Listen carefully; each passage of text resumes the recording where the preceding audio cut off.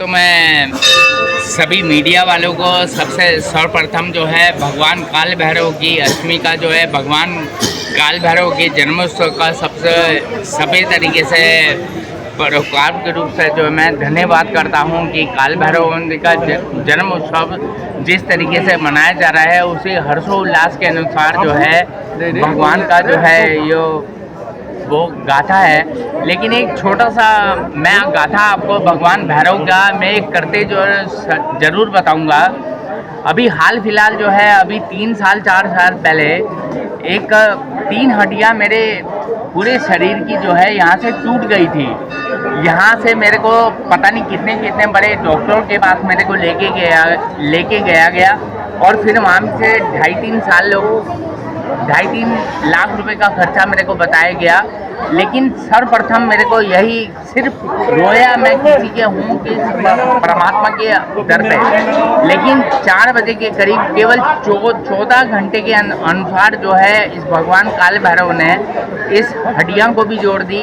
इस परमात्मा को उसमें ये सर्वज्ञ मान के जो है सारी व्यवस्था भी वो करी। तो हर देश में तू हर देश में तू तेरे नाम अनेक तू एक ही है।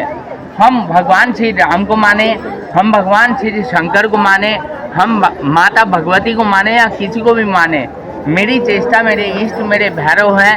तो किसी भी रूप में अगर किसी को भी मानते हैं तो इसके सर्वज्ञ रूप में अगर किसी को भी समर्पण अपने दुख और दर्दों का अपने चरणों में अपने भगवान के चरणों में अगर किसी को रखते हैं तो ही मैं मानता हूँ ये काल भैरव मंदिर हमारा दक्ष प्रजापति मंदिर के सामने जो विराजमान है, जिस गाथा को आज तक इतने भी विराजमान ये नहीं कह सकते कि हाँ भगवान राजा दक्ष प्रजापति का मंदिर ये कब से विराजमान है। तो इस गाथा को अगर ये बताने वाला नहीं है तो इस गाथा को भी कोई बताने वाला नहीं है कि ये काल भैरव मंदिर कब से जुड़ा हुआ है। तो ये काल भैरव मंदिर की व्यवस्था है। काशी का पुराधिनाथ काल भैरवम भजे अष्ट सिद्धिदायकम कपाल माली कंदरम काशी का पुराधिनाथ काल भैरवम भजे। ये अष्ट सिद्धिदायकों के दाता हैं। जैसे देखते हो हमारे मोदी जी हैं, ऐसे ही हमारे यहाँ पे बैठे हमारे कोतवाल हैं। तभी तो कहा है काशी का पुराधिनाथ काल भैरवम भजे। ये काशी का पुराधिनाथ काल है भैरवम भजे हैं। ये हमारे काल हैं, ये हमारे भैरव हैं।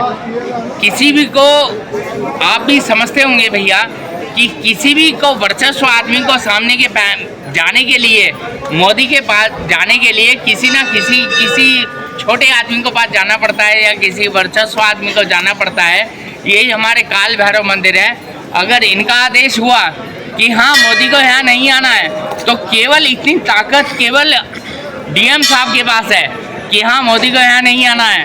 तो ये कथा तो जो है पुरानों से चली आ रही है। तो काल भैरव है तो वहाँ जहाँ महादेव की व्यवस्था संभालने के लिए अंगरक्षक हैं। तो मैं सभी से ये कहता हूँ काल भैरव आश्रम के लिए जो कुछ संदेश देना चाहेंगे मैं यही कहना चाहता हूँ कि अष्ट सिद्धिदायकम कपाल माली कंदरम, जो अष्ट सिद्धि को दाता हैं, जो हर चीज़ों के वो हैं, तो हर चीज़ों के लिए सबसे पहले जो है उनके दंड प्रणाम करो और उसके बाद भैरव जी का और महादेव के अपने आप दर्शन हो जाए।